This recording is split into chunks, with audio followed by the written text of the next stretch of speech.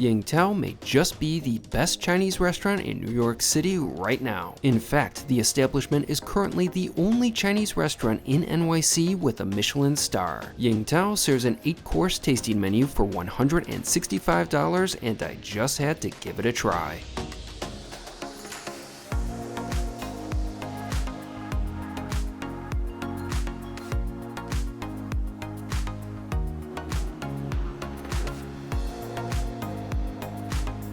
It's a beautiful day today here in New York City. Right now I'm at Central Park and I'm eagerly awaiting my dinner tonight. Today I'll be dining at Yingtao, my first Michelin-starred restaurant of 2026. Now I'm particularly excited about this meal for a few reasons. One, I pretty much get excited about going to any restaurant, and two, Yingtao is currently the only Chinese restaurant with a Michelin star in New York City. I really appreciate the spots that showcase a cuisine that is not typically featured in the Michelin Guide very much. Although Yingtao isn't the first Chinese restaurant in New York City to have earned a star, there have been places in the past like Cafe China. In fact, Cafe China was actually the first Michelin-starred restaurant I went to in New York City. When I went, it was over a decade ago. I was still a tourist at that point on a trip to see New York City for the first time. It was a good meal, and Cafe China is still around, they just no longer have their Michelin star. Coming back to Yingtao, one of the other reasons I'm looking forward to dining there is sort of a vanity reason.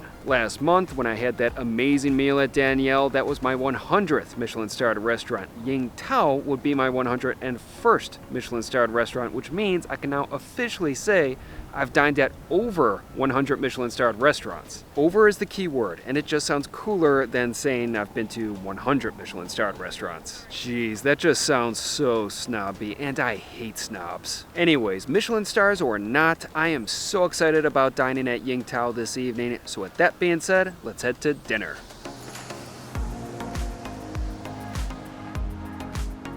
Yingtao is located in the Hell's Kitchen neighborhood of New York City and opened their doors at the end of 2023. The restaurant is the product of first-time restaurateur Bolun Yao with head chef Jakub Baster, who formerly worked at the Michelin-starred Danielle. However, just days after my visit to Yingtao, the restaurant announced on their Instagram that Chef Emily Yuen will be serving as the restaurant's new executive chef. The name Yingtao comes from Bolun's late grandmother, and it also means cherry in Mandarin. Yingtao certainly had a successful first year in business, as it was awarded a Michelin star at the end of 2024. Now, earning a Michelin star is always an impressive feat, but considering that Yingtao is Bolun's first restaurant, that's very impressive. There was no doubt about it. I was very excited for my dinner at Yingtao, so I arrived to the restaurant right when it opened at 5 p.m. on a Tuesday night for my reservation.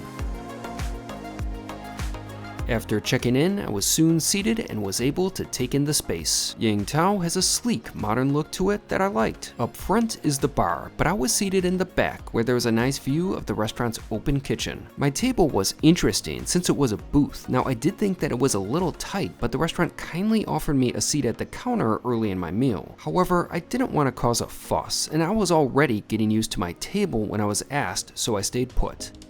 One thing that I really liked was the personalized name card on my table. Every party gets one. It's a simple but nice way to make diners feel special. Now, Yingtao may be a fine dining restaurant, but it has a casual, laid-back, and fun feel to it. In fact, in the washroom is a stack of money, which is unfortunately not real. After settling in, I began to look through the menu. Yingtao is a tasting menu establishment, but up front at the bar, a number of courses can be ordered a la carte. The tasting menu comprises of 8 courses, but there were also 2 supplemental dishes that could be added, which certainly intrigued me. Next, I explored the beverage offerings. Yingtao offers 2 pairings to complement their tasting menu, from a 6-glass wine pairing to a 6-glass non-alcoholic pairing. There were also cocktails on offer, along with wine by the glass, which was the route I chose. I decided to order a glass of the 2023 Domaine Couturier Chardonnay from Burgundy. Now that was a pleasant wine. It was very refreshing, smooth, and easy on the palate. It's the type of wine that pairs well with a variety of food. And speaking of food, it was time for the first course. In fact, it was time for the first 2 courses as they came together on the same plate. There was a spring roll as well as a bao, and they both looked pretty good. Before diving in, I cleansed my hands with a towel that I was given since the bites were meant to be eaten by hand. I started with the spring roll, which contained tuna, mandarin, and candied ginger. Now, I like spring rolls, but they're not something that I get too excited about. However, that spring roll is worth getting excited about. It had a texturally perfect, crispy shell and a wonderful, savory and sweet mix of elements inside that made for a thoroughly enjoyable first course. Although it wasn't the best bite on the plate, as that distinction belongs to the bao. That little bun contained sweet potato, truffle, and uni. To put it simply, it was incredible. The bun was pillowy soft, and the sweetness coming from the sweet potato was a delight. Plus, there was the uni and truffle, which you simply can't go wrong with. Between my spring roll and bao, that was certainly a great start to my meal. Next up was the Fluke, which contained kumquat, ginger, and chili. On the side, I was given a small vial of chili oil to add to the dish. First, I applied a few drops of the chili oil to the Fluke and then dove right in.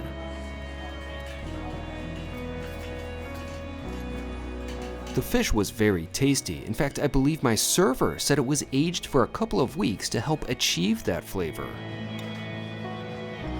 All of the other components of the course complemented the fish well, but the chili oil was certainly the boldest element. It definitely had a strong spice to it, and a few drops goes a long way. Add any more and you'll definitely be feeling it. For me, it was a pleasant spice. Overall, that was a solid dish.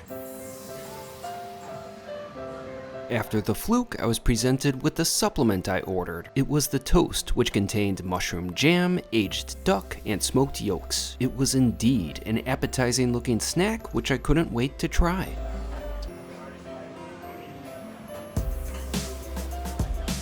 On every single level, that toast was amazing. First off, the toast alone was perfect. It was buttery and rich with the ideal texture, but it was the components on top of the toast that made that dish special.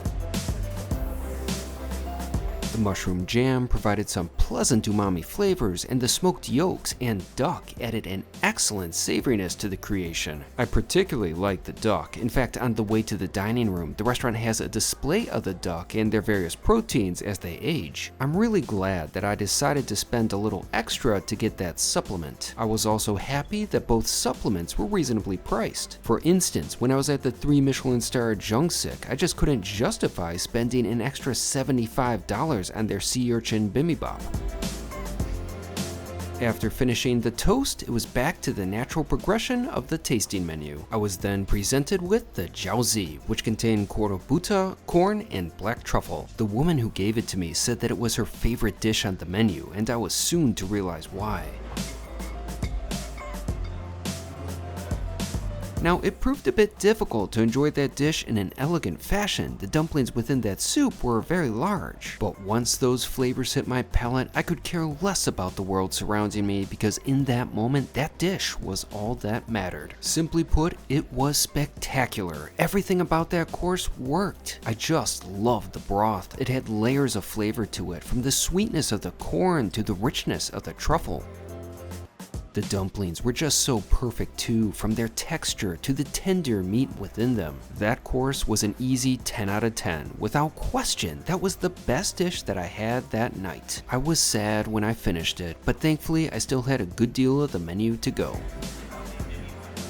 Next up was the trout with chamomile, sake, and sultas. I loved the colors of the dish, and of course I was eager to try it.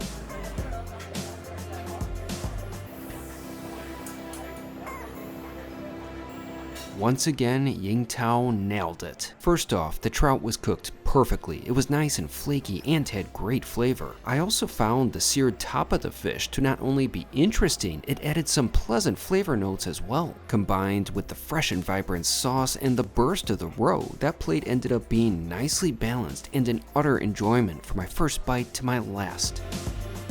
After finishing, it was sadly onto the final savory course, but at least that portion of the menu was ending strong. The dish consisted of American Wagyu short rib, hoisin, snow fungus, and pear. Now, of course, I wish that the portion was a bit larger, but considering what was on the plate, it was at least beautifully presented. And as I was about to find out, the flavors were beautiful as well. The beef was delicious and tender, although I felt that the meat could have actually been even more tender, but it was still very good just as it was. The hoisin sauce added a nice sweetness to the plate, while the snow fungus contributed a good funkiness. Overall, that was a solid meat course. Then it was on to dessert, with a palate cleanser serving as the first offering. The dish consisted of a cool sorbet with apple, winter melon, and lemongrass. That was a refreshing dish indeed, with a few different textures and flavors that were very enjoyable. As a palate cleanser, that course did its job.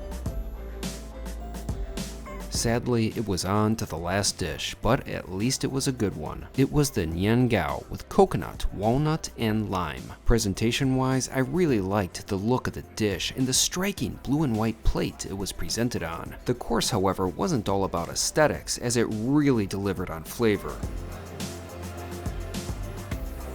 I thoroughly enjoyed that dish. First off, it wasn't too sweet, but it was really well balanced. Every component on that plate did its job and did it well. I also really liked the various textures of that course as well. My dinner at Yingtao certainly ended on a high note.